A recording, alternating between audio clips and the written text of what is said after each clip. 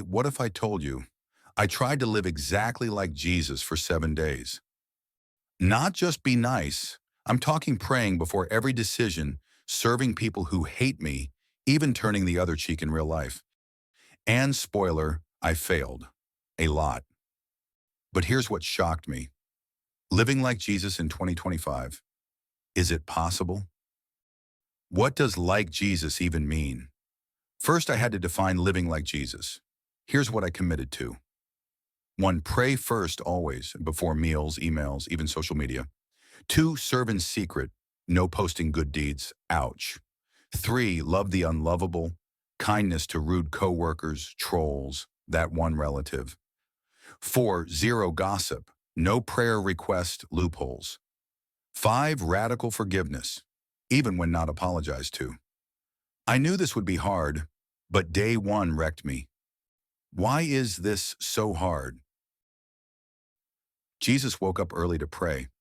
I woke up early to check TikTok, then felt guilty and prayed for algorithm mercy. Turns out I love credit. Jesus healed 10 lepers and only one thanked him, and he was fine with that. Church small groups are gossip minefields. Jesus never said, "Did y'all hear what Peter did?" By day 3, I was exhausted, but then something shifted. When God showed up, praying first actually changed my reactions. Who knew? Their shocked smile was better than any Instagram like. Ignoring gossip felt like unsubscribing from a toxic podcast. 10 inches. Maybe Jesus's way isn't about perfection, but surrender. What I learned.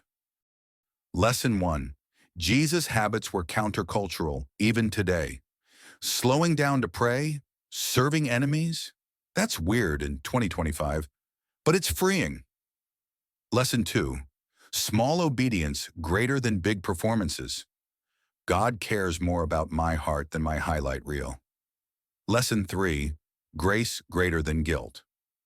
I messed up daily, but grace isn't a loophole. It's the point. Your turn. So, would I do this again? Yes, but not as a challenge, as a lifestyle. Want to try? Start with one thing this week. Pray first.